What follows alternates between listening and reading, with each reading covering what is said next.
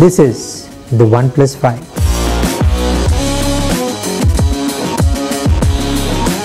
The OnePlus 5 is here. We sort of negate or we don't talk about the significance of this brand in the market across the world. OnePlus has showed us that you don't need to pay as much as a flagship phone to get the experience of a flagship phone. They did it with the OnePlus 1, the OnePlus 2, the OnePlus 3, the OnePlus 3T, and now the OnePlus 5. Let's talk more about this mid-range Android flagship. What is good about the phone? Let's start with design.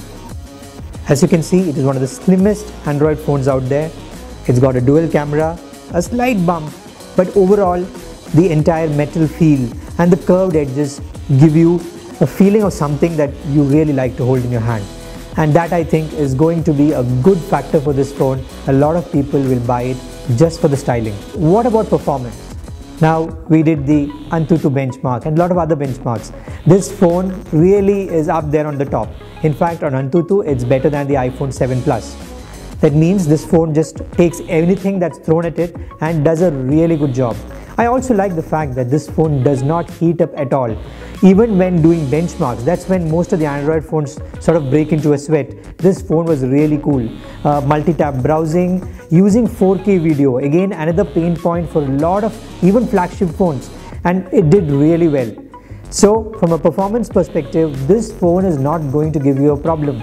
And remember again, this costs half of a flagship. So what is the best feature about the phone? Well, it has to be the camera. OnePlus has done really well with the camera over a period of time. But with the OnePlus 5, it's going one step ahead.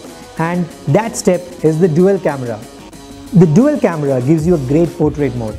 It also gives you the option of sort of using a zoom in, zoom out kind of pictures, because here again, it has got a wide lens and a zoom lens.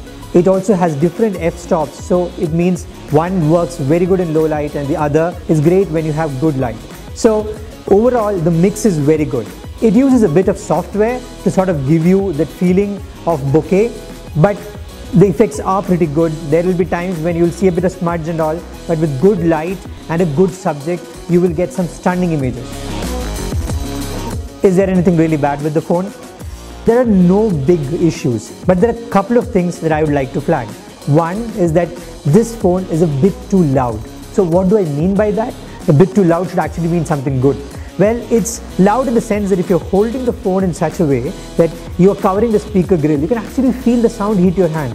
I'm not sure why that's happening, but it is a bit too loud. The OnePlus has really quick charging. It means that you can go almost up to 100% in 30 minutes. But the flip side of that is this dash charger. Look at the size of this. This is almost as big as a Mac charger. So I'm not sure for really mobile people, this is something you want to carry around. The good thing is that you can just take the cable along with you and charge it without the quick charge or the dash charge and just use the cable. The OnePlus 5 is again going into that slot where there is not a lot of competition. It is among the best Android phones you can buy if you don't want to spend as much as a flagship. That is why it sort of owns the space between, let's say, 25,000 to about 40,000. This phone again is going to be a great value proposition in that range. We believe it might just be the best Android phone if you look at how cheap it is.